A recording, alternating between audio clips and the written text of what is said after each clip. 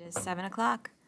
Calling to order the March 24th, 2025 meeting of the Beacon City School District Board of Education. Please stand for the pledge. United States of America, and to the republic for which it stands, one nation, under God, indivisible, with liberty and justice for all. Vicky, can you call the roll? Here. Excused? Here. Here. Here. Here. Here. Here. Here. Matt, can you review the fire exits? Exits are in the back of the LGI.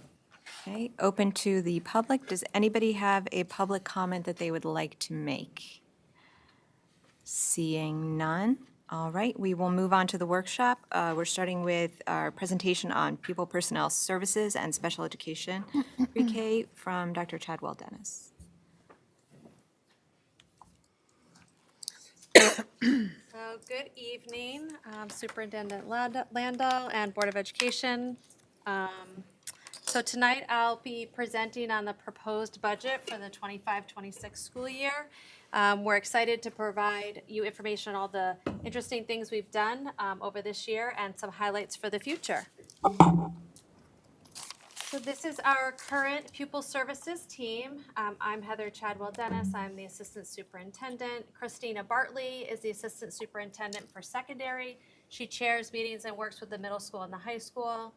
Angela Sturbins is a CSE chairperson that is filling the role as a substitute as we have an open position for assistant director at the elementary level. You may recognize the name Jane Servone. She was a former teacher here. She chairs our preschool meetings for us, and we'll go through some of those numbers throughout the presentation this evening. And then Jen Master-Nicola is the elementary support person who's currently supporting Angela, and Dana Quintana supports Christina Bartley.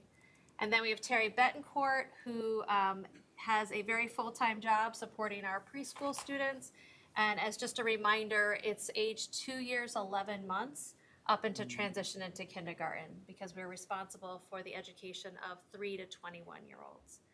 We have Esther Delgado is sitting right now as a substitute in the out-of-district homeschool support. She also supports individuals with 504 plans in the K-8, and that position is one that we are hiring as well. And we have Joan Edmondson, who works directly with me, who is here in the audience, and Suzanne DeCastro as well, who is our senior account clerk. So here's the overview of the topics we'll be talking about this evening. Talk about some highlights, as I mentioned earlier, for this year and looking into the future. The Individuals with Disabilities Education Act and Section 504 of the Rehab Act and what the responsibilities are there for our department. What our out-of-district programming looks like, including any BOCES components and 853s or special act schools. What the contractual services are, what we are looking forward to on the horizon, any staffing impact, and then a budget summary. And of course, any questions at the end. So here are some very brief highlights.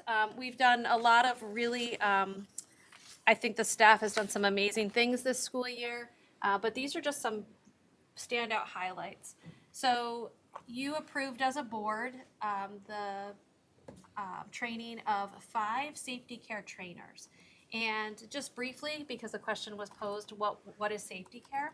And it really is de-escalation techniques. So when a student is communicating with their behavior, their needs, predominantly K-8 is where we use this, where we talk about limiting our words, not engaging in the conversation or the struggle with the student, creating safe spaces. And so we have 5 trainers in the district, and for those 5, they've trained 88 different people. We do not have 88 currently in the district, as aides and TAs have moved quite a bit, but over the last couple of years, we've trained about 88.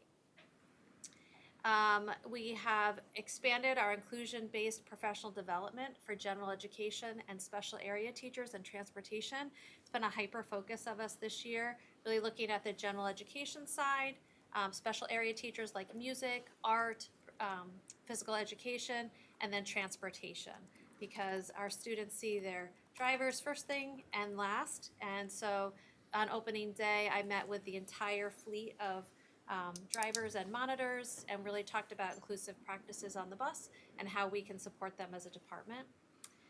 This year we did a caregiver presentation, and we talked about, it was about a 30-minute presentation on what parents can expect in the annual review process.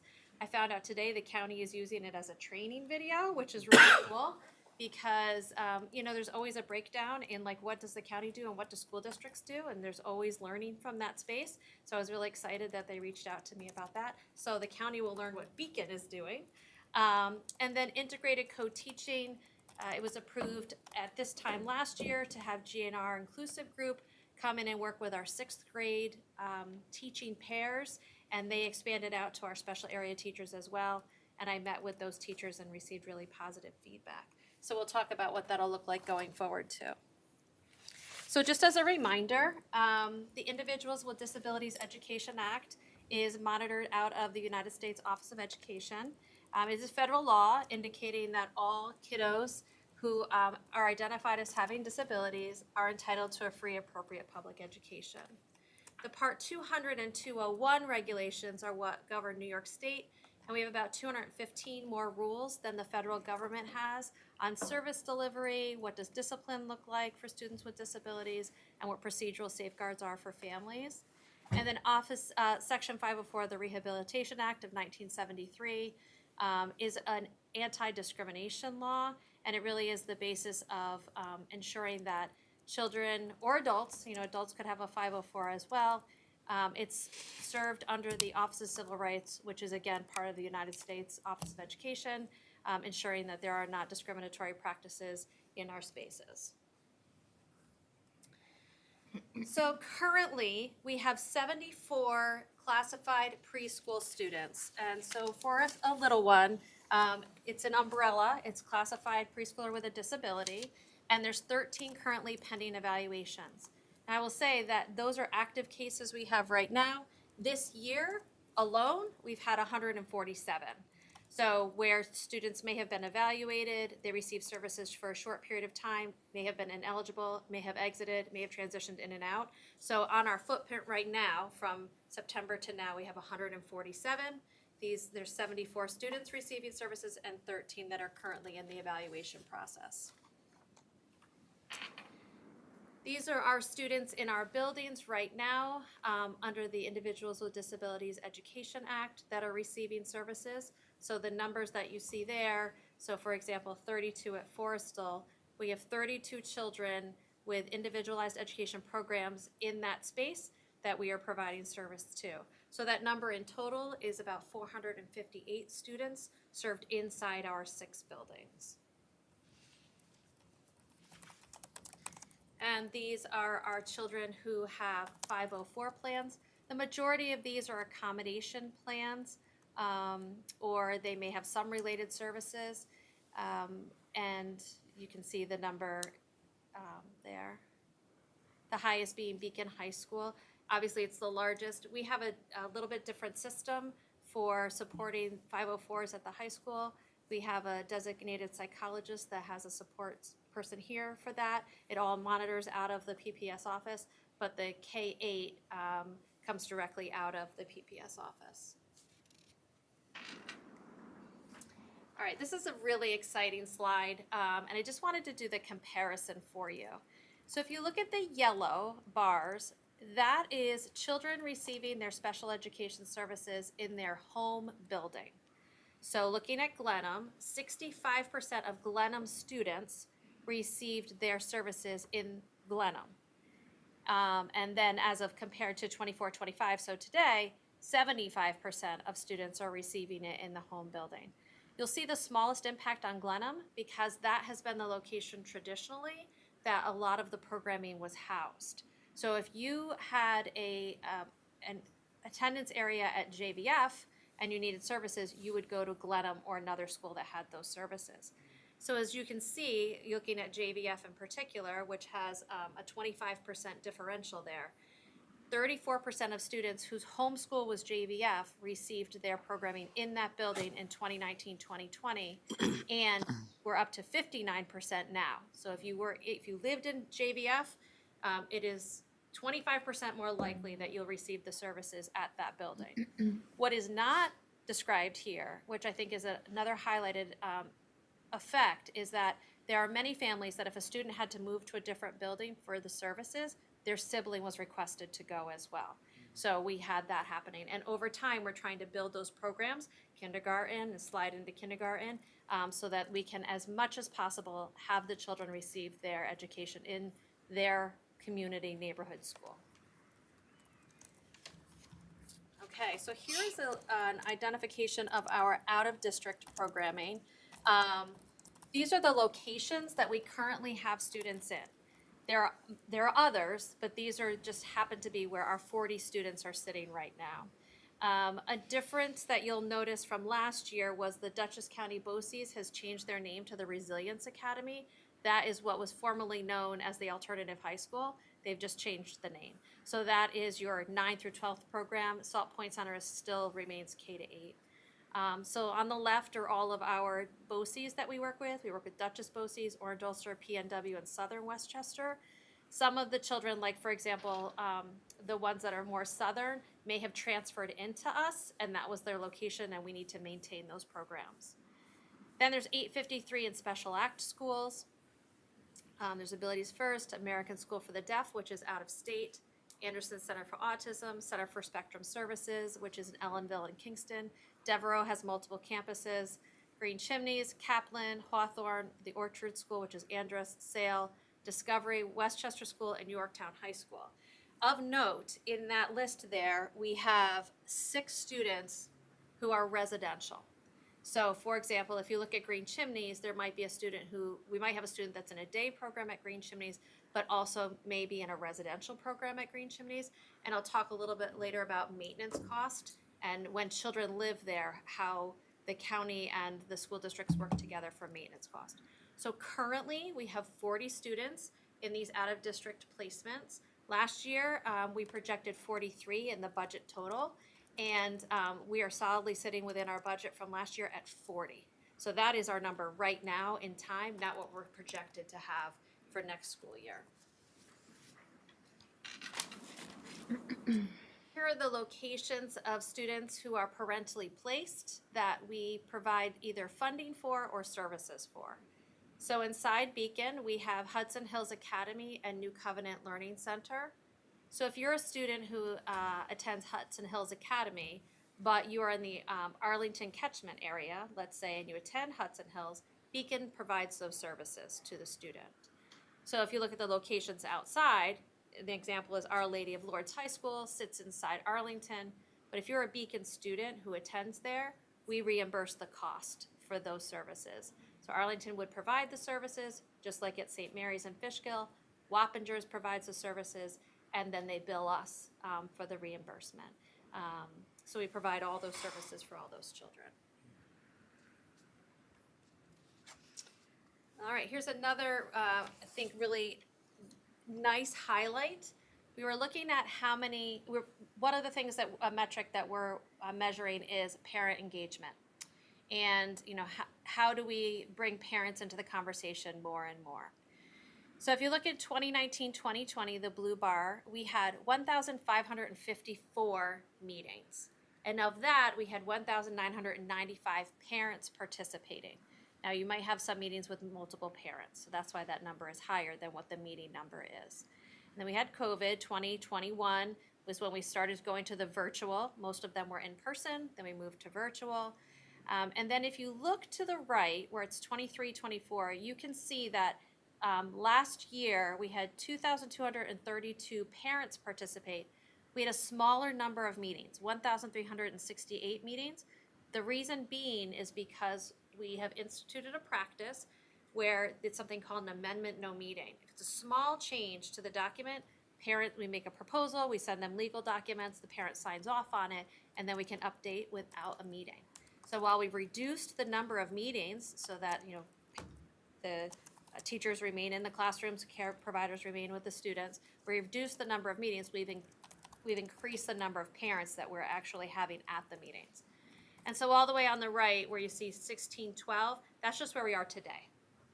So from July 1, which is our start, because we have the summer programming to today, we've had 1,002 meetings, and of that, 12 parents have participated, or grandparents or uncles, could be extended family members.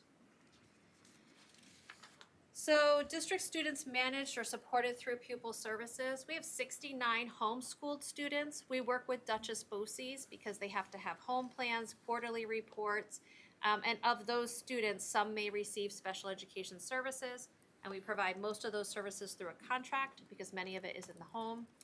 And we serve 60 unhoused students through McKinney-Vento. Some of those are sibling pairs. So we might have a student at JVF and a student at Rombout that are unhoused and make up part of that 60. Here are examples of our contractual services, and I'm just going to go through them briefly, and I'm going to highlight the Brookline Center again a little bit later. But Anderson Center for Autism provides support through a contract. We have 2 very specialized classrooms in the district at JVF, and we partner with Anderson to get insight in the structure of the room and the makeup of the room, and that room might change year to year based on the needs of the children, what our visual schedules look like, what our augmentative communication devices look like. I already talked about safety care. GNR Inclusive Group has provided support, and we're looking to provide that support into 7th grade at Rombout. Various professional developments. We recently had Andrew Shannock come, who talked about evaluations with psychologists and speech pathologists and how the two intersect and how not to over-test our students, but get the right metrics that we need. We have Braille services, teacher of the deaf. We have a speech language pathologist for the students who might be in home placements. BCBA, we have hospitalized student tutoring, so if a student becomes ill or needs some psychiatric care, we provide that tutoring service as well. For students who are unable to leave their house at all, we provide services in their home.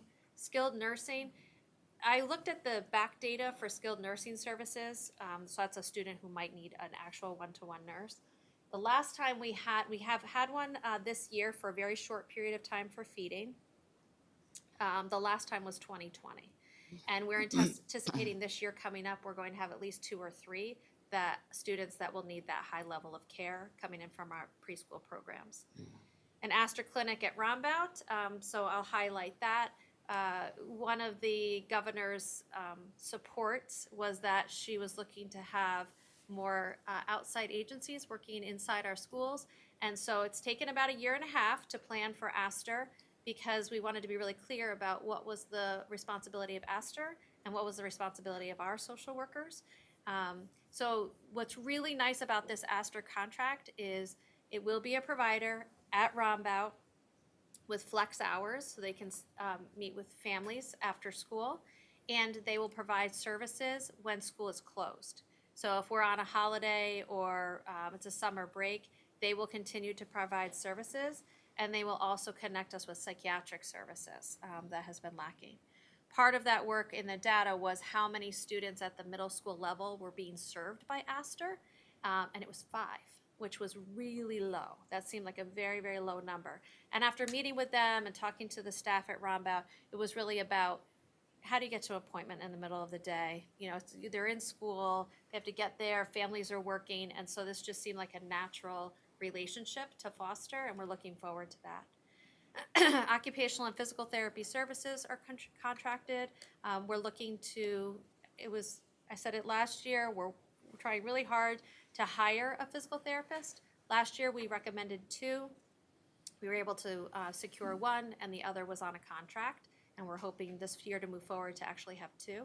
And then the independent educational evaluations.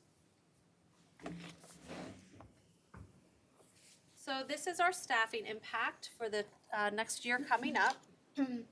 So we are projecting that we will need a 0.5 additional speech language pathologist to make up for all of the services that we need, particularly at JVF. That's the location. We have many children using augmentative communication devices, which are like communication boards, and they're using them in art and music in a lot of spaces.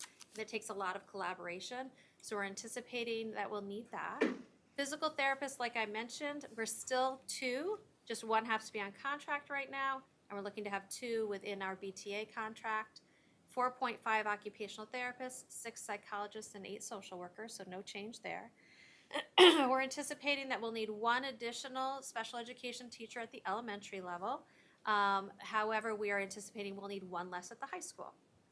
So they're really, although we're going up 1 at the elementary, we'll be going down 1 at the high school, and we're doing that through retirement.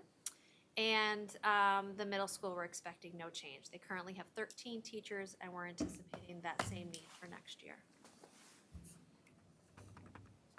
So talking a little bit about what's on the horizon, very exciting. So the Brookline Center, Mr. Dwyer had mentioned this previously.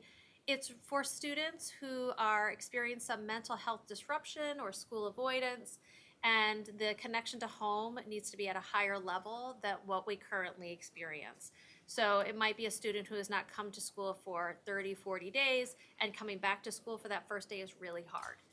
Right now, if a student has a disruption to like Westchester Medical Center, they then try to take a down step to like intensive day treatment at BOCES or maybe an Astor Treatment Center, and then they're transitioning again, hopefully into the high school. We're trying to reduce that transition because every transition is very difficult. So we're hoping to do and have been successful within other locations is going from the mental health disruption where they're getting the services right back to us in more of a therapeutic manner, because we want them to stay connected with their teacher that they feel the most comfortable with. So if they're comfortable with their math teacher, that's the first class they go to, and then the second class. And it's a 6-week build back into the full integration. So they're not waiting. The other real trick thing is that if they are discharged from Four Winds, let's say, they have to wait for a spot in a location. And so we're hoping to stop that wait so they can come right back into their classroom. GNR Inclusive, again, I mentioned the 6th grade. I met with them. They gave really positive feedback. What they were looking for was to have the coaches in the classrooms more often. And so we'd like to build that into 7th grade.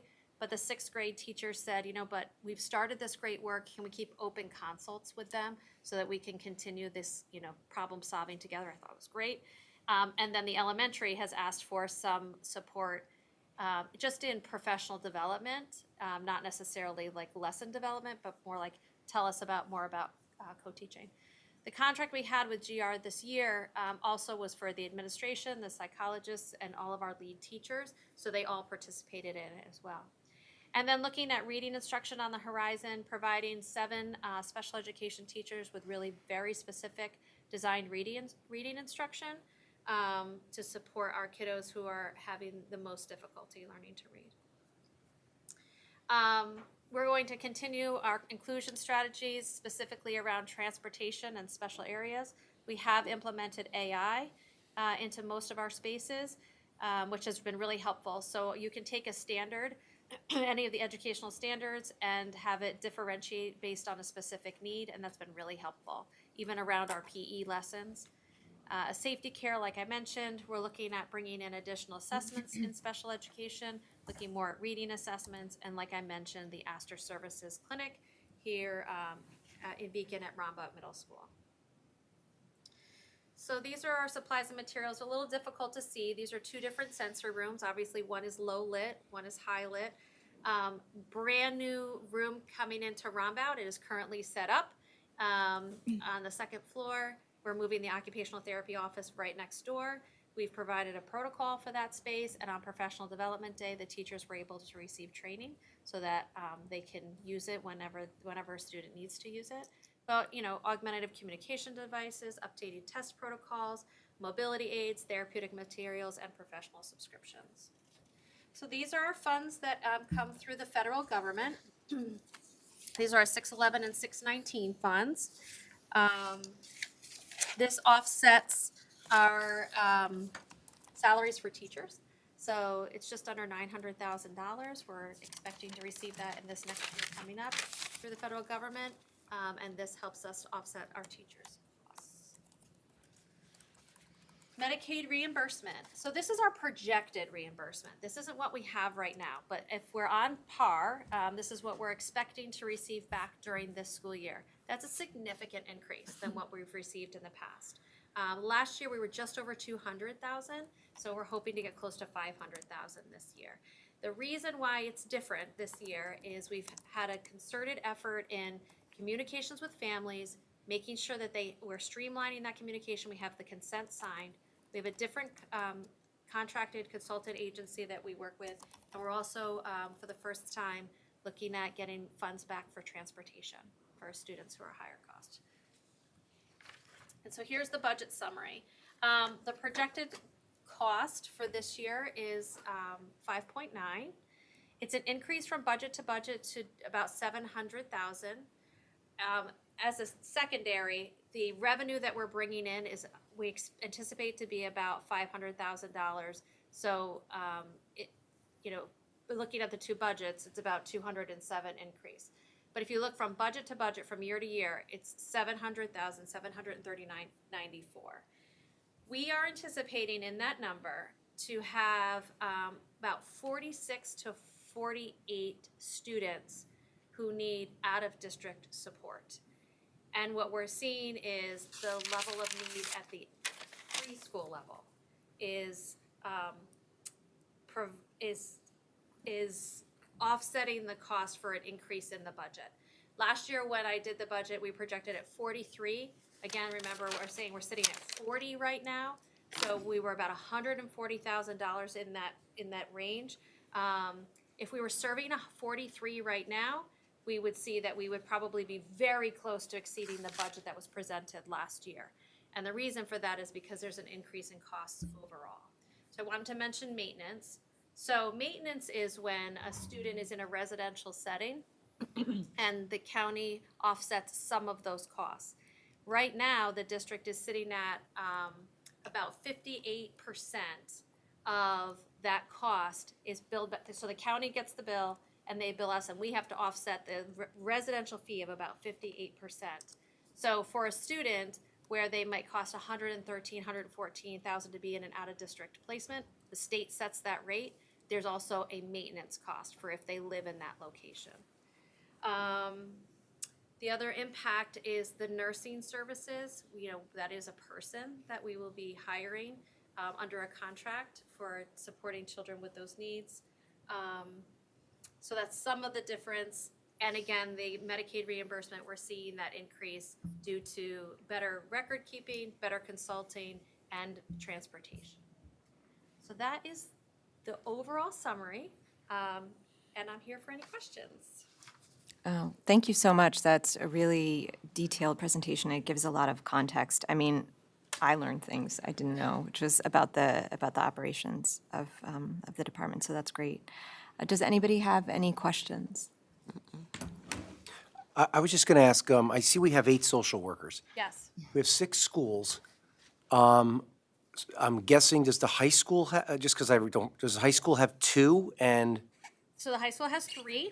3? Three. Okay. They have 3. We're looking at 1 to be designated to work with the Bright program this year coming up, so no increase. At the middle school, there is 1. We're looking for an Astor person to come Okay. in for that, and then 1 at the elementaries. Okay. Yep, One at each elementary? yep, 1 at each elementary. We did last year, or 2 years ago, we added an additional guidance counselor to the middle school. At the middle school level, they have more flexibility. They're not, than a high school guidance counselor, so they do a lot of social and emotional support for students. Heather, when you do the PD with the transportation, Yes. does that happen? How does that happen? So, because their schedules are, Right. Varied. Right. So, is it those that, I'll just ask, how does it happen? Yeah, so opening day, so Okay. I stood in front of the entire room full of people. I took questions in advance, so, I kind of knew what they were gonna ask. We talked about what does behavior look like, communication. One of the things that came up that I would never have thought about was the mirror. When they're looking backwards on the bus and they're talking in the mirror, if you're an individual with a disability and you're lip reading or something, you're not catching what's being said there. And so we had conversations about what do visual aids look like, music on the bus, all of those things. I will say professional development days are hard because they still are on runs, right? They still have kids in out-of-district placements, or they have other responsibilities going to Lourdes or, St. Mary's. So that's been challenging. But Debbie, who's the Director of Transportation, and I have been in many conversations about should we break them into smaller units, do the morning. So I go over to transportation often and just stay and just listen to what they have to say, bring lollipops and just listen. And they have a lot of great suggestions. It's just like a matter of getting them all together is really difficult. Okay. I had one question. It sounds like a big driver of increased costs is students coming at the preschool level who have really high needs. Yes. And if they stay with us, I imagine those needs will continue to be served here. So I don't know if you know, but is that like a fluke this year? Is that like a trend that we're seeing of more students with increased needs? How does that like broader pattern look? So I wouldn't say, it's hard to say in special education, because you just don't know. Like one year you could end up with a student with a very high need and then not at all the next year. They could move tomorrow. So that's part of it too. We may have a student come in with a very high need and we need to provide all these services and then they're gone in a week. I don't think it's COVID related as far as the disability level.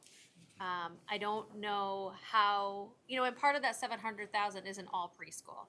It's the fact that costs are going up, that, maintenance costs, we're more responsible for residential than ever before. We have kids in out-of-state placements now.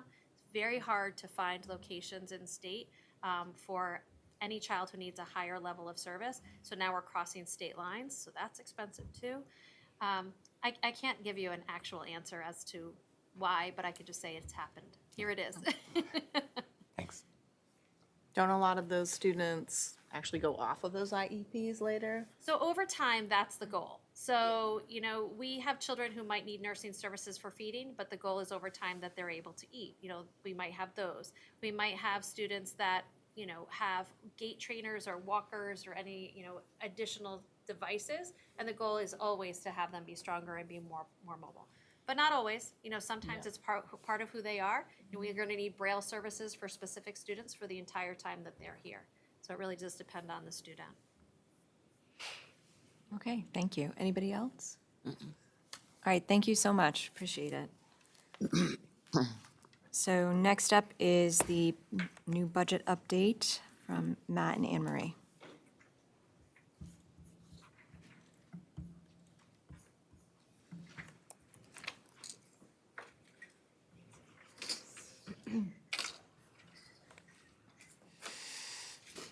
All right, tonight we want to kind of revisit the last meeting just for a minute or two, just to check in with the board. We want to talk about what our proposed budget number is. We want to talk about what the year-to-year increase is. We also want to spend a little bit of time talking about the transportation department and a potential bus proposition for the ballot, and also what some of the technology initiatives are. So at any point, we don't have to wait till the end, just holler. We had a great conversation at the last board meeting. So I'm not gonna belabor slides we've already been through. I'm just gonna quickly go through them because we had a lot of conversation around these the last time. So there's just a review of where our revenue sources come from. There was some confusion in the community months ago about this, and so we keep kind of reminding everyone that this is the breakdown. Our reserves and unappropriated fund balance, what goes into the tax cap calculation, and the maximum levy increase is 5.15. And I just want to say a couple things about that. That is at the tax cap. Beacon has proposed budgets and had budgets accepted by the community at the tax cap for the last 16 years, I think, since the tax cap was put into place. So this is nothing unusual. And moving forward, our recommendation, or my recommendation, is going to be to review a budget that's at that number, that's at the tax cap. And so, what all the presenters have been talking about up until this point, we'll talk about a little bit later in the presentation. Then at the April 7th meeting, when we talk about instruction, it's at that tax cap that we're going to be talking about. But obviously, the final decision for these things resides with the board. That final adoption date is April 22nd, so about a month from now. So also during this process, any questions that you have that we need to follow up on, please just let us know. But there was some conversation at the last meeting about the 515. We did a little bit of calculating. We didn't put this on a slide, but we just wanted to get a sense of revenue at different numbers. So if we brought the levy down to 4.68, then we would have $225,000 less in revenue in that overall budget. If the tax levy was brought down to 4.15, then we would have $475,000 less in revenue. I just wanted to have that be a part of the thinking. So I did, on April 7th, we're going to get into detail about what some of our proposals are for the instructional budget, but I have been open about talking about, we'd really like to add 2 additional math intervention teachers at the elementary level and a math intervention teacher at the elementary level. We're also looking at, changes to the middle school schedule. I've talked about phasing these things in over 2 years or doing one and then doing the other. At that first number I talked about, the 4.68, what we would probably do instead is just sort of stick with what we have and not propose any additional positions whatsoever. At the 4.15 number, we would be looking to make reductions across the board, because that would be a number that we would have to probably look in each of our schools to find less spending, and obviously at the district level too. So moving forward, I just wanted to talk about that, briefly talk about, and we'll put some slides together that show this, Beacon's history, with having budgets be at the tax cap, and what it's meant for us. I think one other thing, I was going to talk about this at the end, but I'll mention it now, is we will at the next meeting have a comparison of our tax rates compared with all the neighboring districts. In Dutchess County, I think we're at least last year, we were in the bottom third of tax rates across the county. Across the region, have some of the lowest tax rates across the entire region. So when I say region, I'm talking about Orange County, Putnam County, Westchester, like all the people we're competing with when we're hiring, and Dutchess. So with all of that, we have one of the lower tax rates across the region, and we'll have a slide that shows that at the next meeting. Capital project, just briefly about this. This is one of the main reasons that the tax levy rate is higher. We were very open when we proposed this to the community last spring that it would have a tax impact, and it has had a bit of a tax impact with this here. So if you go back to what we were proposing to the community last spring, when it was on the ballot, this $50 million capital project, there was a tax impact over 3 years. And so this would be year 1 of that capital project tax impact. This capital project, again, it's the first time in 20 years Beacon's done a capital project that's impacted taxes. Usually we've done much smaller projects that don't impact the tax revenue. Doing that time after time has put us behind with keeping up with keeping our infrastructure improved and functioning. So this project has a lot of infrastructure in it across all 6 of our schools. It also has some programmatic things, but it would be adding cooling centers, which are very needed to our elementary schools and middle school. High school's already air conditioned. It would add improvements to the theater here at the high school. It would add improvements to the softball and baseball field. So it's a huge project for us. We're loving the planning part of it. Oh, I forgot. It would also create more secure entryways for our buildings as well, which is also super important. So these are much needed improvements. It does have an impact on what's collected, but that is the number for the estimated tax impact on an average home, and usually that goes down once the assessments come out. So the preliminary budget number is 86 million in there. That budget to budget increase is 3.6%. Today and the following meetings, we're going to get into what is going into that increase. But we're going to start. Well, first, this shows over the last few years, not including this 3.6 that we're proposing, what the budget increases have been for the last 5. As you can see, we've been over 3%, 3 of those years. This would be another year that we're proposing. It would be 3.6. So we have some things driving it. Anne-Marie's going to jump in and talk about some of these things, but the employee retirement system shows an increase. When some people ask, well, why are we proposing a budget that's increasing 3.6%? We have health insurance costs that are going up 7 to 8%. Our general insurance, and this is a regional thing, this isn't a Beacon thing, is going up 11%. Just technology, Chromebooks, which we use Dell, Chromebooks. Chromebooks are going up 10%. They're not saying tariffs. The company that we purchased them for are not saying tariffs, but it seems implied that that's part of that cost. I will put an asterisk here. For the last 4 years, I've talked about inflation. I've talked about supply chain disruption.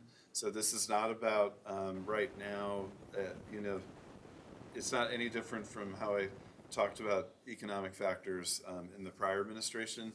But when we're having like 10% increases put on the number of Chromebooks we buy without really much of an explanation, we've all probably could figure out what that is. So that's part of the overall increase in equipment, materials, and supplies. The health insurance one, though, is a large driver. How much? Do you have an estimate of health insurance as part of our overall budget? What the percent is?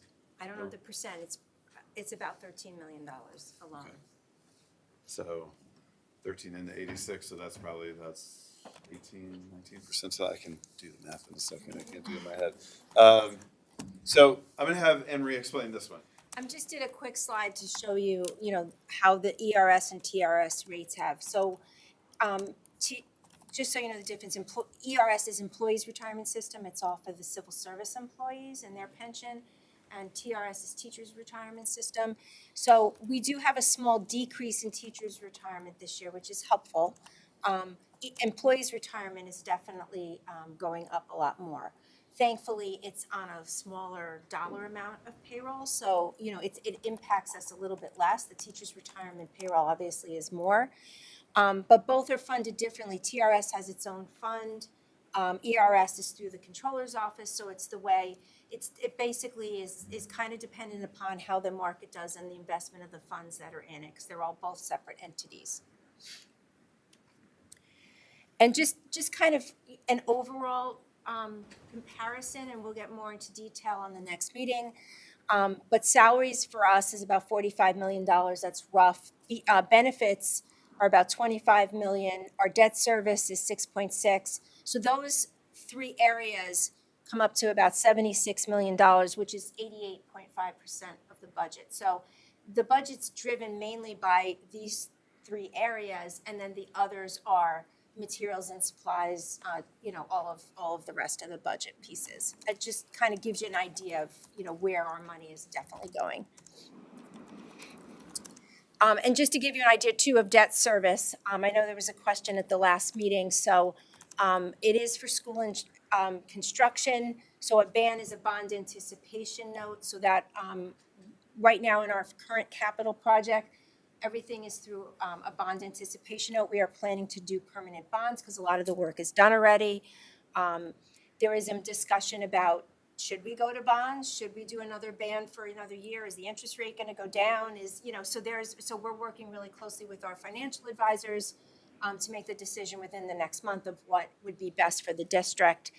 And then on the bottom, also, we do bond anticipation notes for our buses, so we structure them over a 5-year period so that it matches the transportation aid that we receive on buses. So that's how we finance them. So the difference between 24-25 and 25-26 is what we spoke about earlier. It's the addition of additional debt that we need to pay for the current, for the new project, for the 24 project. That's just a reminder, we had this one up, I took some of the slides out of the previous one, but we kept this one in. Just an update about pre-K, we were planning in the budget, we're proposing to do a repeat of 110 total students served.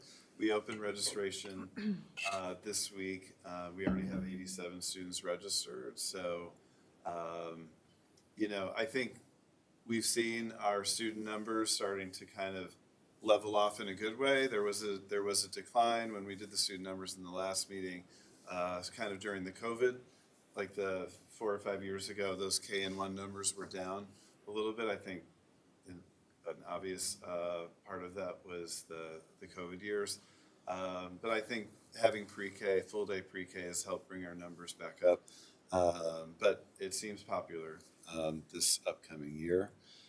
Transportation.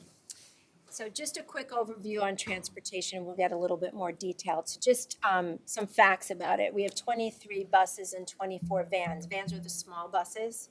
That's how they refer to them. The number of students transported in the in-district is 1765. Number of students transported to out-of-district placements, 143. Currently, we have 32 bus drivers, and 2 are currently training. Matt and I were more excited about the 2 that we're currently training because that's optimistic.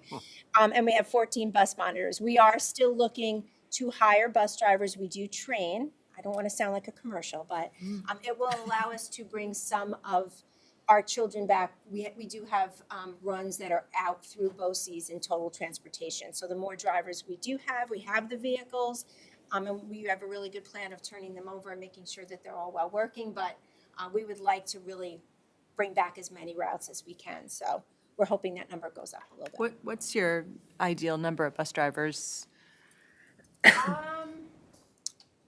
I guess it depends. If we took every route back, probably closer to 40, over 40. And there were times when we did have that. Unfortunately, the pool of bus drivers overall across all of the districts and counties is less. So any little bit helps. I'll take that. So transportation propositions. So there's some thought on the mandate that the governor has and whether that's going to stay. Right now, we have no idea that it isn't. This 25-26 school year technically would be the last time, if there is no change, that you can buy gas and diesel buses.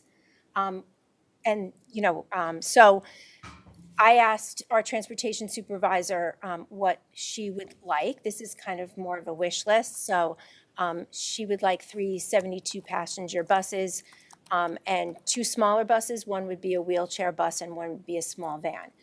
That's her wish list. We're not quite sure. Can I jump in? Sure. Just on this.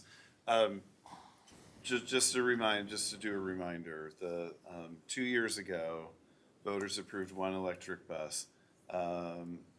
Then we did the study and we found, figured out the capacity, the electrical capacity. And then we also got the grant for 2, or the possibility to get the grant for 2 buses. So last year, we kind of re-voted with the public for 2 electric buses, and it was approved. So our rough timeline for the 2 electric buses is this summer. Yes. With the charger and with all of that. The governor's mandate Anne-Marie's talking about is for districts to switch completely over to buying electric buses by 2027. We only have the capacity of working with Central Hudson and like the review team. We only have the capacity right now to do 2 electric buses. To do more than 2 electric buses, we would have to do a capital project at the transportation department to increase like the charging capability.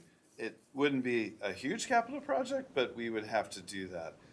It was not part of our plan for the $50 million capital project that went in last year. I think we felt the needs of the buildings were too great to also add that in. So to do more than 2 electric buses, we would need to do probably a small capital project to start addressing the issues at the department. What does small mean? I'm sorry? What does small mean? Like 10 million? I don't have a number. We'd have to come back at the next meeting and have a number for that. I think it would probably be less than that, but we can get a very rough estimate.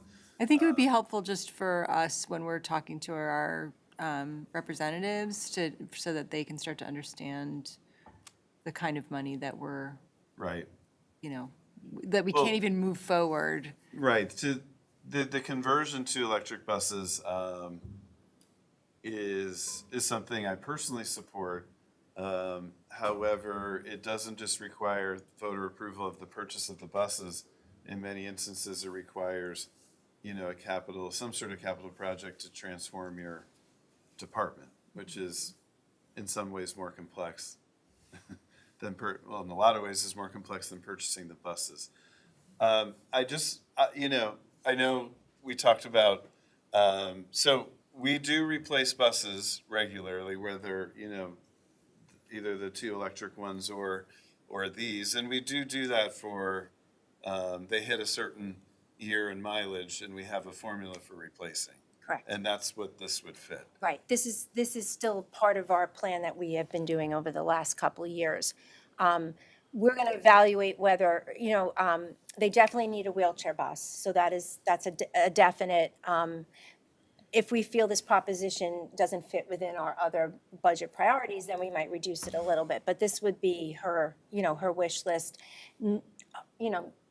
Worrying that we might not be able to purchase gas and diesel going forward. That's kind of how I'm looking at it this way. But we are excited. The purchase order was done for the electric buses, so they're on schedule to come. We need to install the chargers before they deliver the electric buses, which that part of that grant was for chargers as well. So the chargers are on order as well. So we'll keep you posted as to when they're going to come. So the 2 buses actually give the transportation department a really good idea of how they work. We're going to put them out on routes, see how they function. There's a big learning curve with them as well. So we're hoping they get here sooner than later. Are these 3 buses replacing 3 that we currently have in our fleet? Correct. Okay. Yes. So those buses would be traded in. So that's how the value would be. So that we get a credit for those buses for trading them out, okay. And then would the electric buses be extra, or would they be the bullpen, or would we be using them as well? Just because, our square mileage is smaller than, say, a bigger district, so they might be able to work within a city, They a would smaller. be regularly used as the Yes. plan. Yes. So They're they- part of like a regular. So they'd be in use. Replacement purchase, Yes. yes. I mean, you're right, we have a smaller sort of footprint than most districts, but we'd probably use them on the shortest routes or the shorter routes that we have, Right. just to be on the safe side. I mean, we'd like to use them kind of all over, like a smaller run or a larger run, like Right. just to see what the capability are, see how the battery charges, come up with a plan on how to, charge them overnight and make sure they're ready.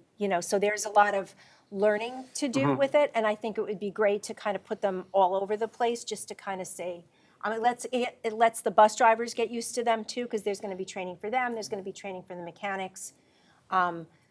There's some training for fire departments locally too. And the bus company actually provides all of that when we purchase the buses. I guess what I'm asking is, so if we had the 3 new plus the 2 electric, which we're not sure we're going to use them both, does that mean that we have 5 buses that would be going out, or only 3? We would have 5 going out. I'm not sure, we probably would only trade in 3, Okay. not do 5, right? Okay. So we would have the electric buses, we would use all 5 of them, Okay. but trade in 3. Okay. And these electric buses are supposed to be ready this year? This summer, this yes. summer, and we have space to house them, just these two? Just the that we're two, getting? Okay. exactly. The two right. that were voted on last Yeah, year. okay. And we do a 3-tier drop off. What I mean is you do a high school run, middle school run, and then elementary run. It's not a 2-tier where it's like the middle school, high school together and elementary. Right. So they're going out 3 times and then they would have to Be charged and then do a 3-run going home too. Right, so that's all the logistics, I think, that we need to probably figure Right. out. Probably put them on the shorter runs, right? I want it on a long run to see if it works. And are these electric buses Don't put my 72 kid on that passengers? bus. Right. They are, okay. Wasn't part of the electric bus deal that The small bit. 2 of our older diesel buses had to be They have- permanently removed from Right. the fleet? Yes, but they are not, they are currently being used as, within the requirements, but as Right. little as possible, so 2 Okay. diesels will go. So for this, just to kind of talk about process, on April 22nd is when we would finalize what's on the ballot. So I think for this, to give you a little bit more background at the next meeting, I think what we could provide for you is what buses these would be replacing. So we've established the wheelchair one, we have to put on the ballot no matter what.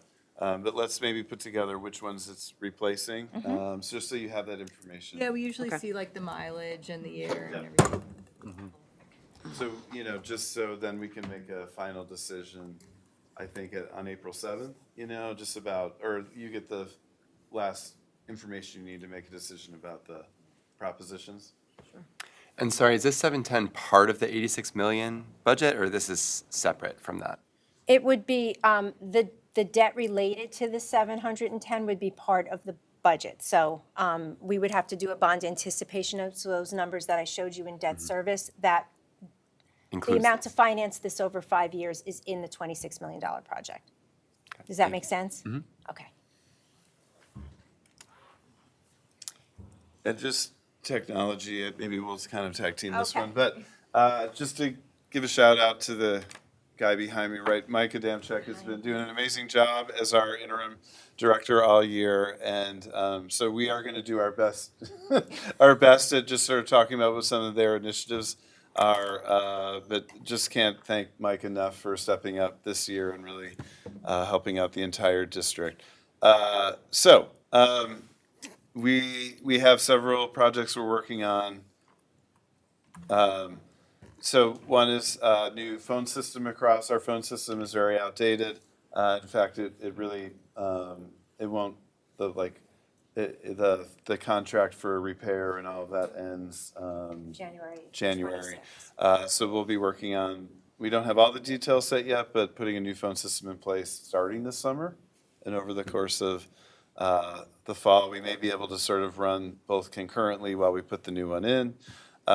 New switches at the high school, partially funded by E-rate, update to firewall for network security. Just a shout out to the whole technology department and Mike with the attention they pay to our network security. They're extremely vigilant with what they bring, and so obviously we want to support that. We do have a Chromebook replacement cycle, and it tends to be 8th grade is give or take, like 7th and 8th grade tends to be a replacement year. That may be good news in my house because the one my son has is kind of on its last legs. But so, and as I mentioned, the price for Chromebooks has increased, at least the ones we're purchasing, but it seems pretty much across the board. Do we get a credit for returning, or do you return these Chromebooks and do we get credit for that? No? They get recycled. When they're done, they're, They're done. yeah, they're, I mean, we dispose of them responsibly. We do. We have a whole plan for doing that, but yeah, when they're done, they're pretty done. And then to replace the virtual server. So for the next meeting, we'll put some numbers to this. We're kind of working on this on Friday. But we just want to talk about what some of the initiatives were for the technology department. And then just next steps. So these aren't on the slide, but bring in more information about the buses we would be replacing to help make a final decision about the proposition. We'll have some numbers attached to the technology budget. We wanted to start sharing what their initiatives were.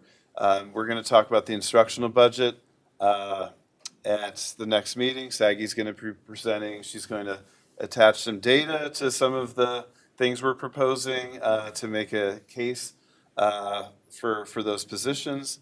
And the slide, Heather had a great slide up where she kind of showed the number of staff in each building that served special education. And we'll do the same, just sort of for everything for each of our buildings in terms of at least certificated staff, in terms of showing really no increase besides these two positions that we're talking about for reading support. The math intervention teacher at the elementary level that we'd like to add, we're using a retirement to fund that one, so we're really just talking about an increase in two positions. No administrator increase, no increase in the amount of administrators we have, just two teachers, and we'll get into much greater detail at the next meeting on that.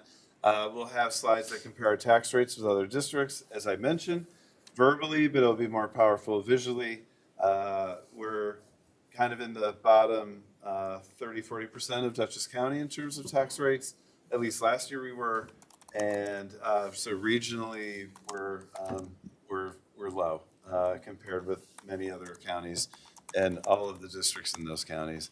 And then we're also going to do a little bit more of the expenditure breakdown. Like I said, just to kind of sum up, this budget that we're in the midst of these meetings and proposing would be at the 5.15 tax levy rate, which is at the tax cap.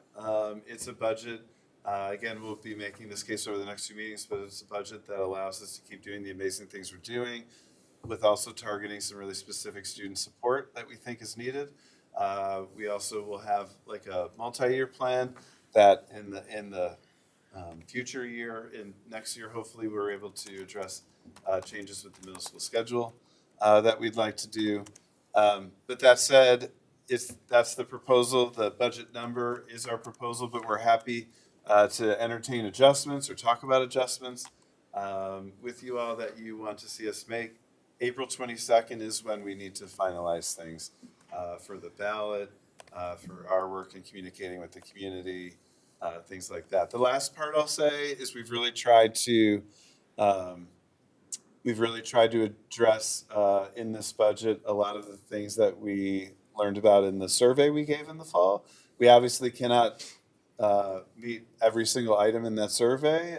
We would need probably twice the amount of money that we currently have. That said, I think it really, with professional development that we'll get into at the next meeting, Heather started talking about it tonight. It really addresses supporting reading instruction, both through PD and additional teachers. It supports mental health supports in terms of like the Astor Clinic being added to Rombout and the addition of that Bright program at the high school. We feel like it's a really powerful step in a really strong direction for the district.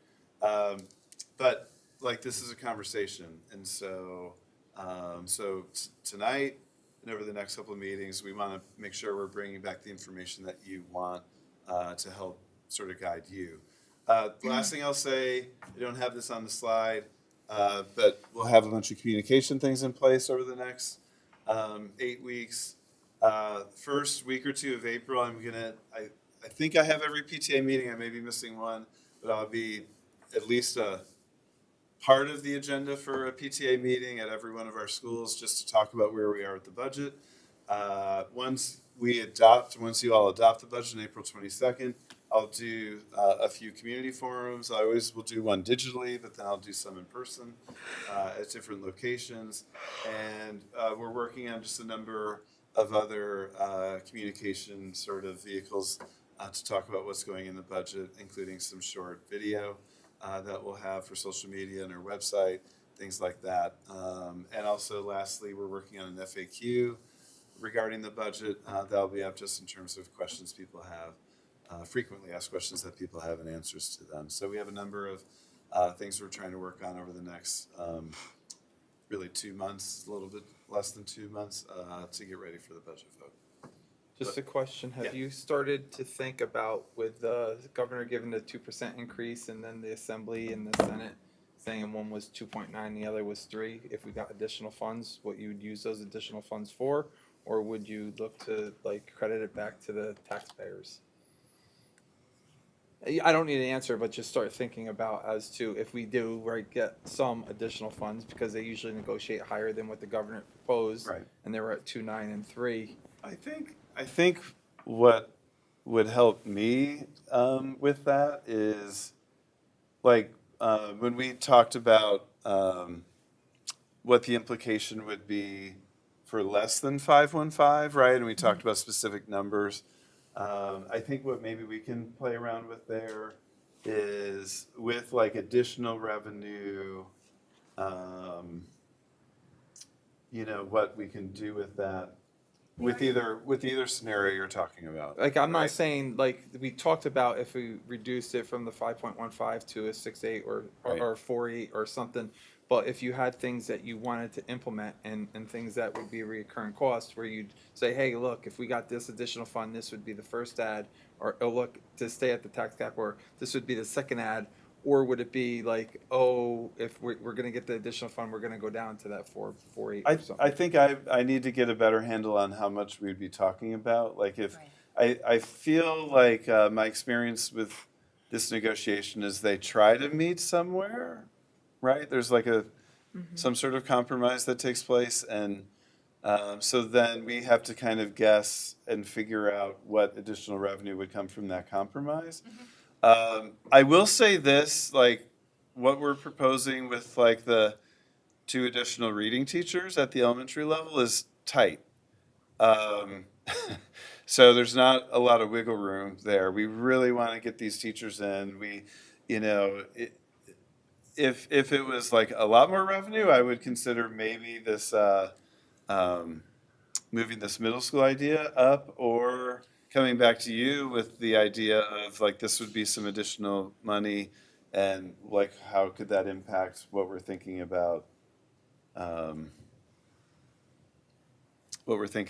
like tax levy rate and all that kind of stuff. I'd want to play around with that one. Now I've got something to, I think I sometimes get a little cynical. And I tend not to think about additional revenue too much. But I'll start thinking about that. Now I'm going to be off, like, in my mind on that. But what we're proposing is pretty tight.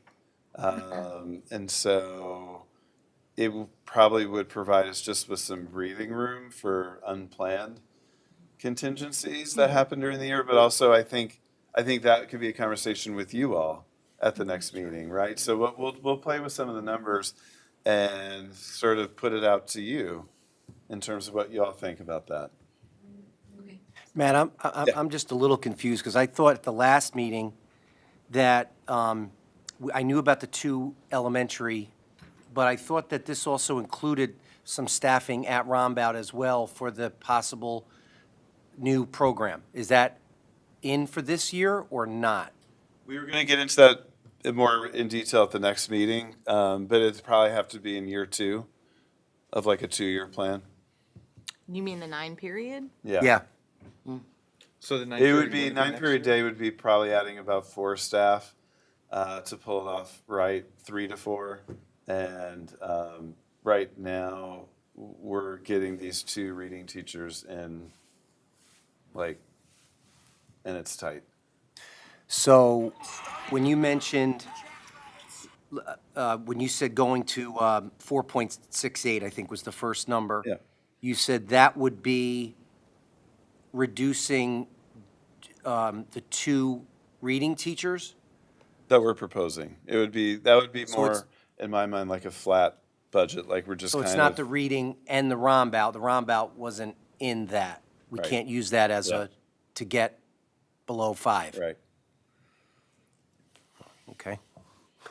I think I was in the same. I thought that was mindset, my, too. Yeah, I was thinking of going that route, but, okay. The struggle I'm having right now is not having that Rombout thing here. Is difficult to look at, what we're doing for, because it's the end of March here, and we're getting close. And I don't want to cut AIS staff, but I'm just concerned at being over 5. I said at the last meeting, I'd like to get under if we could, but that's just where I'm at with it. I just think I mean, it's a little high. Can you talk about what the savings would be? First of all, I just want to say that I feel like the reading and the math support is based on data that we saw earlier in the year, and we know the 100%. need is there, and definitely want to fulfill that need. So thank you for kind of building the case, whether you meant to or not, with with the information we received earlier. But can you talk about what the possible savings would be to, if the cost per family is around $122, if we went down to the 4.68, do you know how much savings that would be per household approximately? I don't, but what I can say is over the last 5 years, with the change in assessments and not just people's assessment on their homes, but new properties coming in, that $122, for example, for Beacon will not be that at all. It will be less. Eric, I know you struggle with the 5.15, and it's a high percentage, but it definitely will not be what people are paying in taxes. So I think that's, because that levy amount, even though we're Right. increasing it by 5.15, it's going to be spread over more property owners. So everybody, yeah. that's the only reason. No, I get that. Okay. I get that. Yeah, I just want to jump in, I apologize for any confusion about what we're trying to propose. I think the reason I've been dragging it out is I've been spending an enormous amount of time behind the scenes trying to figure out ways to get it all in, or to see what it would look like to get it all in. And probably a couple of weeks ago, we just were really I was hitting my head up against the wall. Probably too often to try to figure out a way to address the roundabout schedule and the additional reading teachers at the elementary level. So then I'm trying to shift my thinking, and we've never done this before. And I know, plans can change, but to really try to communicate about what we want to do in next year's budget is address the 26-27 budget is to address the roundabout schedule. We tend not to talk about things. We always talk about things year to year. I'd like to shift that and have that be the case. But I apologize for confusion with that. Part of it has been we've been trying to figure out ways behind the scenes to pull it all off, and it's just hasn't been possible. Every which way we've tried to look at it. do we, and I don't want to speak in like doom, but if we're looking at Rombout being at 4, possibly a 4 per FTE increase, right, next year, and right now we're looking at adding 2, I think 0.5 with the PPS, I would imagine we're going to have a struggle next year getting Rombout in as well, if things stay the way they are, correct? We also have 8 retirements. Yeah, I was going to Oh, ask okay. retirements for. Yeah. Part of So there'll be some us breakage being there. able to get the reading teachers into this 515 is retirements, and then we have another group retiring Okay. next year. So That'll help. But part of it, Eric, though, is we would, if we had a year of flat state aid, a year from now, that would make things a lot harder. Right. I get that. If we had foundation aid, it's another election year, right? Or after the election? I can't, I'm sort of lost track of elections. But, so my hope is that we would get 2 years in a row of increased state aid. This would be year 1 of that and year 2. So, in the communication around that, I would make sure I talk about state aid being pretty crucial to that. But yeah, it's disappointing to me, and I'll get into a little bit more in detail at the next meeting, but I've been trying to figure out every which way to try to do it all in this, and we can't do it with what we have. Well, and maybe if this is a philosophy that we have for next year, maybe we have to go on a soapbox about why we feel that the 9-period day is so important, and we have to sell that if we're fearful that the amount might be the same or more next year. So, it might just mean something we have to do across the, district here if we really feel that way. And if we don't feel that way, that's fine too. I mean, we go in a different direction, but, Right. Right, I mean, I think also, though, it's, going to the cap is a way to help us towards those improvements next year. It's part of planning ahead in a lot of ways, and I think that the impact of cutting it a little bit doesn't really change the taxpayer's experience that much, but changes our ability to do some sort of larger programming change like this, that it sets us up to be able to do that more reliably. One of the things, I think one, and this may be sort of foundational to all of them, one budget accomplishment I'm proud of over my 8 years here is things that we've expanded, we've never pulled them back. And I think, that's a lot to your planning, Anne Marie, and the rest of the, team, the administrative team's planning. But things we've moved forward with, we've never had to say, oops, and yank it back. And so I think that's part of what led to my thinking about sort of phasing things in over 2 years and being clear with the public, or, this is at least what our goal is. And because I think my biggest worry of trying to get everything in, it was pretty impossible, but also like that we then have to we have just 1 year of the new schedule at Roundabout, and then we have to pull it back as a budget cut, and we've managed to avoid that. I honestly think part of avoiding that has been us going to the tax cap every year too. It allows us kind of a reliable sense of revenue. So, even with things we've done in extracurriculars, classes we've offered, from sort of smaller things to bigger things like the elementary class size, pre-K expansion, mental health expansions, all of those things, we've never had to pull back on any of those things. So, and part of what goes into that, last year, we really didn't propose any major new thing in the budget. It was in a sense kind of a hanging on to what we already have.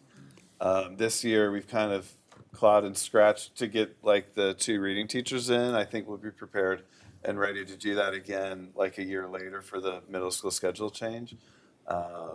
But I think that's something that's been, I don't know the word, it kind of creates a sense of reliability maybe with staff and the community, and also a sense of trust, I think, in terms of that we haven't had to pull things back. And so, it's sometimes hard for me because I want things quicker. And so this has been a tricky winter for me because we spent a lot of time trying to design what would go into a new middle school schedule. But I also think if we're able to do it, I want to do it so it lasts. So that's kind of goes into that 2-year thinking too. The last thing I'll say to that is just, I think we've always, even though some of our work has been really intentional, around class size reduction at the elementary level, I think pre-K, there's a lot of things on that list. I've never talked about stuff that I want in sort of the year after's budget. I've always been year to year, and I think that'd be a positive shift for us to clear out with our administrative team, at the very least, to say next year, this is what we're going after. We're going after this change at the middle school, and everything else is sort of beneath that in a priority. Sorry for the long speech though, but so we, we're trying to put things that we think really support our young people without having to pull them back. I think that, I mean, it's hard to shift your thinking, given the way the state works, and that, 40% of our budget is state aid. I think it's a really good thing, but I think it is a challenge to allow yourself to think that way, because we're just always on eggshells, wondering, what it's going to be. But, but the other part of it too, and Eric, maybe this is a little bit linked to what you were saying, like if we set a goal, you were talking more about really kind of communicating the possibility of a change a year out. But the other thing it enables us to do is to really prepare for finding different ways to pay for it. So maybe there's grants we can go after, at least just to get it started. Things like that. So like it gives us a chance to look at other options. What other questions do folks have? Or, so we talked about some of the things we're bringing back to the April 7th meeting. We'll do a little bit more in terms of the numbers with the technology budget. We'll talk about that bus proposition, the buses they would be replacing, so you're aware and can make an informed decision about that. We'll talk about our tax rates in comparison with other communities. We'll get much more detailed about the instructional part of the budget proposal and this 2-year thing. And again, apologies for confusion with that. But yeah. I have one question about the buses. Just knowing that we don't have as many bus drivers as we would like to have, and that we maybe have buses sitting around, if there is room, looking at the bus budget to maybe reduce there. I'd love to think that we're going to hire 8 bus drivers for next year, but it doesn't seem realistic given the climate in the country, that it's just hard to find bus drivers. So maybe that's a place that we could save a little bit.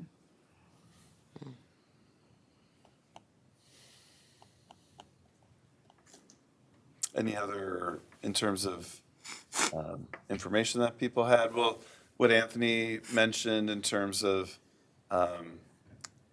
aid from the state potentially increasing, we'll do some work around that in terms of what that means Great. for us too. Any other questions or comments? No? Okay. Thank you, guys. Appreciate it.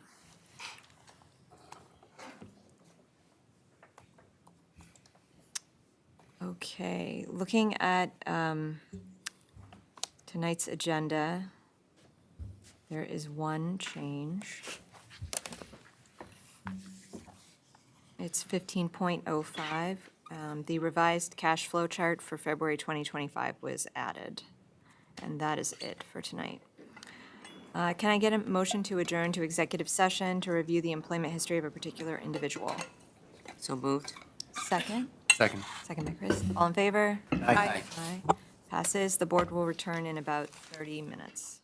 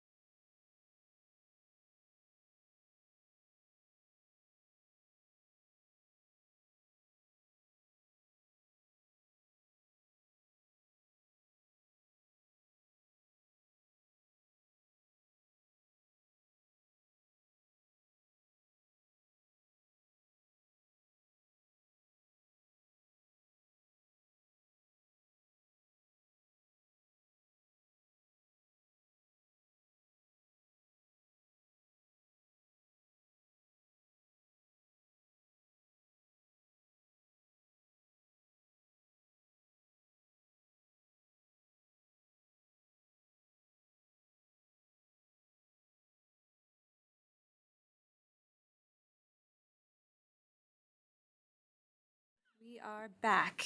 Matt, can we have your superintendent's report? Yeah, I will be quick. I just wanted to provide an update on something. Back on February 10th, I gave an overview of what I wanted to do with board goals and the strategic planning.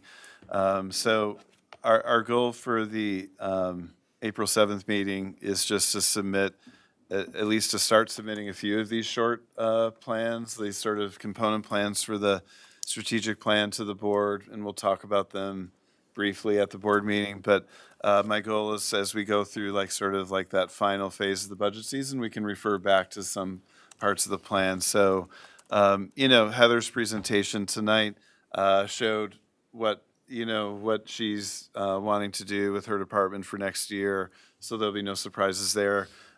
Saggy will be talking about, academics, reading, math, et cetera, at the next meeting, but she'll also have like a short overview plan to share for those two areas.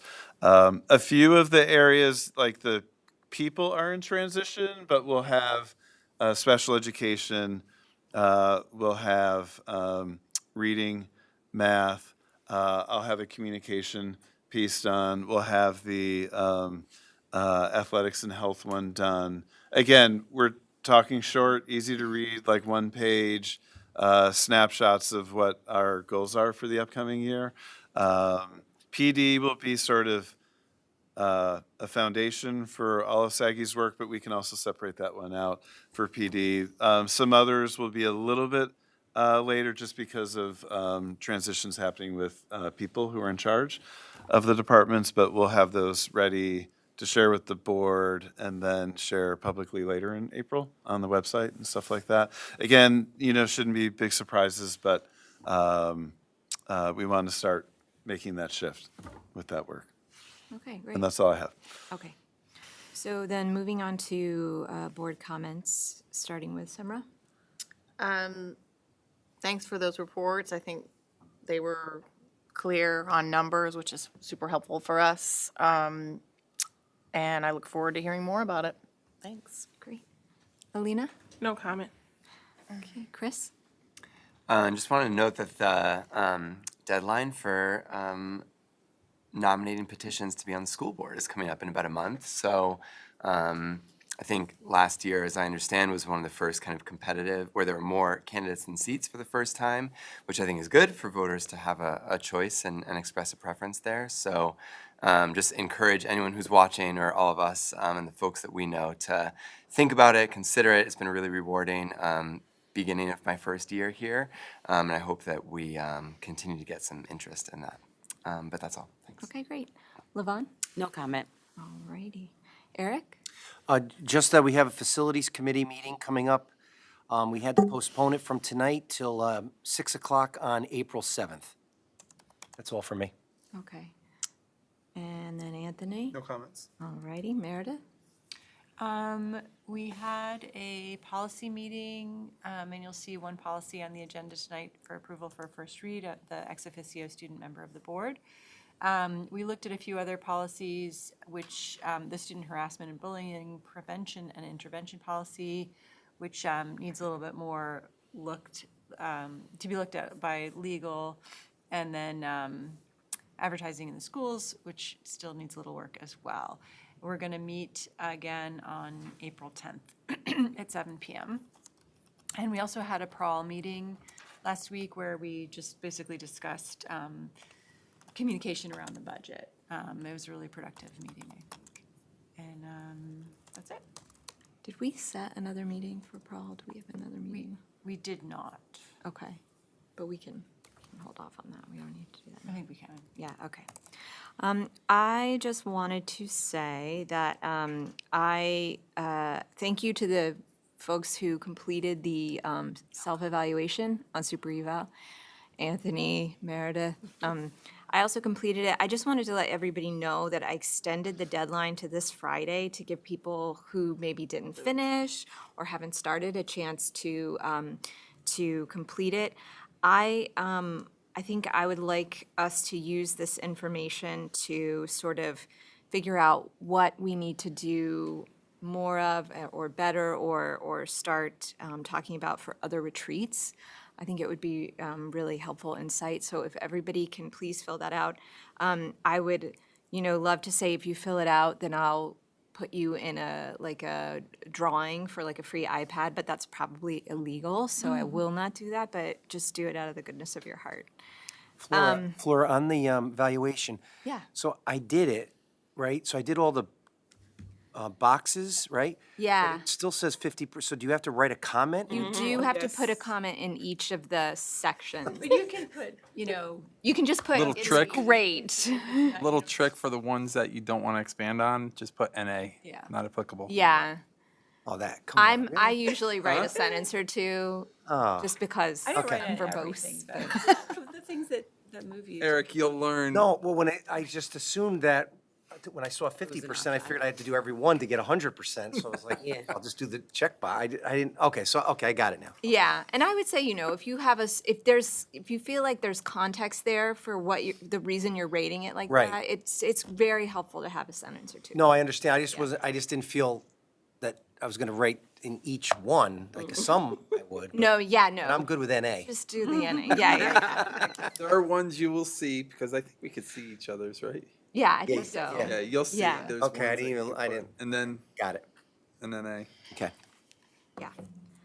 And then the last thing I wanted to, I feel like we've kind of nudged this, and this is a really question for you, Matt. Like, when do you think having a workshop to talk about board goals, when do you feel like that works into our plans? Should we do that further down the line? I mean, it's because it's something we've been talking about. Right.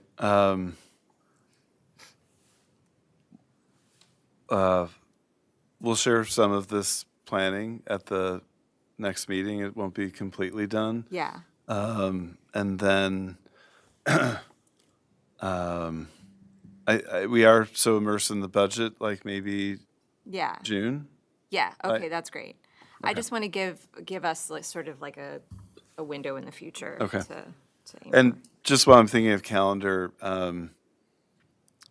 Vicky and I might work with you just to start creating like a draft board calendar for next year, just because, Yeah. Yeah, like, especially those summer meeting dates can get tricky. tricky, yeah, for sure. Okay, sounds good. All right, that is all from me, so we can move on to the consent agenda. The use of the consent agenda permits the Board of Education to make more effective use of its time by adopting a single motion to cover those relatively routine matters which are included. Any member of the board who wishes to discuss individually a particular piece of business on the consent agenda may so indicate, and that item will be considered and voted on separately, thus preserving the right of all board members to be heard on any issue. Are there any items that any board members would like to have removed from the consent agenda? Yeah, I have one. Okay, 12.07 G14.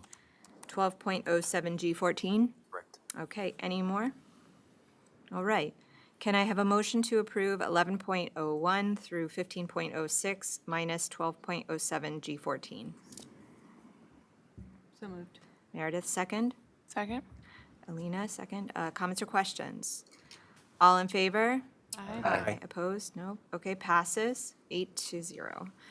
All right, can I have a motion to approve 12.07 G14? So moved. So moved by Second. Yvonne, second by Alina. Comments or questions? All in favor? Aye. Abstain? Abstaining, okay, passes 7-0. Is that, if it's abstaining, is it 7-1? It doesn't. No.